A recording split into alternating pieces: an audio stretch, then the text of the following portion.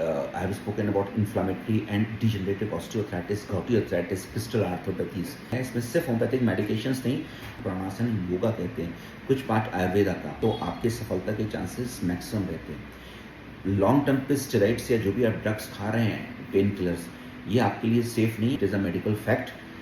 Definitely आप थोड़ा धीरज रखिए और ध्यान से आप ट्रीटमेंट की प्रोटोकॉल्स को फॉलो करिए। आपको आपके अर्थराइटिस को इसको रोका जा सकता है, ये बात मैं आपको एश्योर करता हूँ एज पर माई एक्सपीरियंसेस। दो तरीके की अर्थराइटिस होती हैं, जिनको हम कहते हैं ऑस्टियोआर्थराइटिस और दूसरी को कहते हैं इन्फ्लेमेटरी अर्थराइटिस। ऑस्टियोआर्थराइटिस ज्यादातर वियर एंड टियर की अर्थराइटिस होती है, एज के साथ धीरे धीरे करके आगे जाती है, छोटे जॉइंट्स को राउंड स्वेलिंग पैदा करती है। तो आपने देखा होगा कि जॉइंट्स हल्के से मुड़ते हैं और ये स्वेलिंग हो जाती है, थोड़ी कभी कभी कमर झुक जाती है। तो ये सब कॉम्प्लिकेशंस लेट एज में कुछ पेशेंट्स में आते हैं, स्पेशली ऑस्टियोआर्थराइटिस में।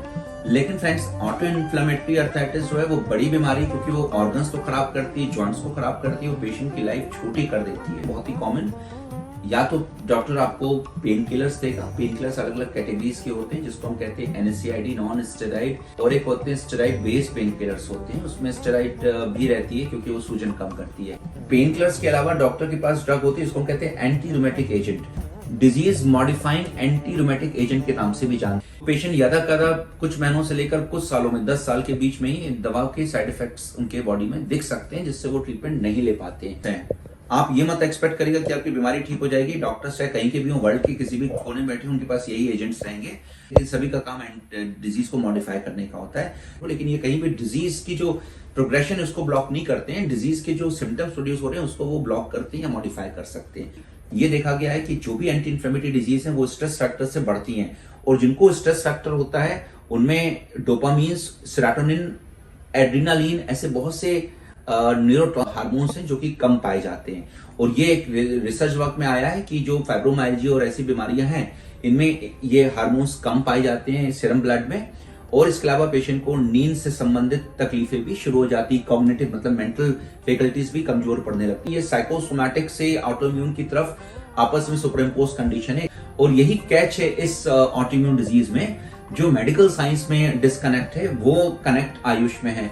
प्राणासन एडवाइस करते हैं और स्पिरिचुअल कोशेंट इंक्रीज करने की सलाह देते हैं और पेशेंट को प्रैक्टिस करवाते हैं। तो ये एक कैच है जो माइंड बॉडी हीलिंग में पेशेंट के जो ट्रीटमेंट के दायरे हैं उसको सेफ और बढ़ा सकता है, और ये डेफिनेटली पेशेंट के डिजीज को मॉडिफाई करते पाया गया। अगर शुरुआत में अगर आपने इसको फॉलो किया तो ये आपकी बीमारी में जो कन्वर्जन्स हुए हैं और जो डिजीज के रूप में ऑर्गेनिक लेवल पे आई है, ये उसको वैसे ही रिवर्स कर सकता है जैसे ये पैदा हुई है। लेकिन मैं इसके इन्फॉर्मेशन के लिए मैंने दी है।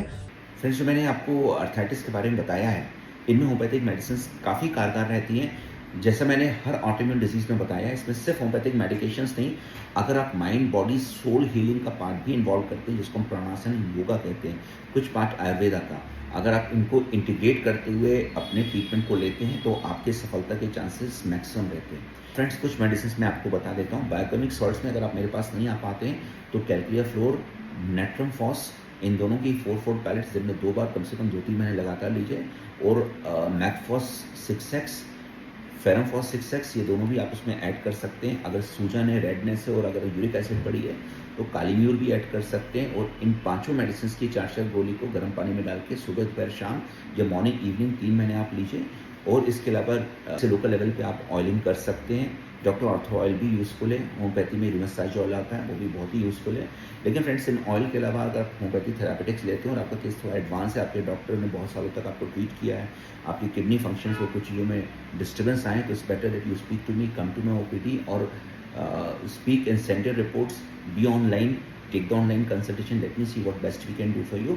But definitely I will help you the best way you can live with arthritis without any collateral or damages or change in the lifestyle which you already have.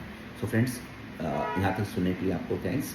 और इनकेस अगर आप और जानना चाहते हैं तो इस नंबर पे कॉल करें, इसको साझा करें और सब्सक्राइब करना बिल्कुल मिस ना करें। All the best, take care.